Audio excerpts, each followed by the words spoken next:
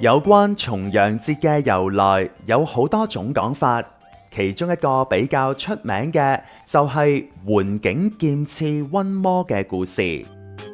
傳說喺古時，桓景所住嘅城鎮發生咗一場大瘟疫，父母都因為咁樣而病死。桓景之後就走入深山拜師學藝，並且獲得一把可以驅魔嘅寶劍。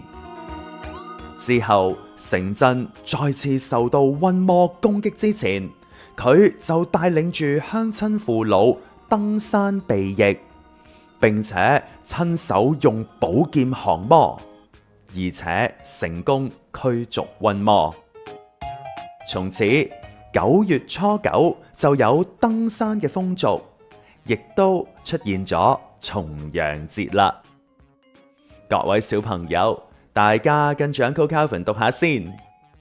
重陽節，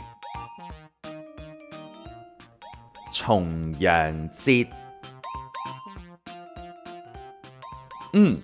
大家都讀得好好噃。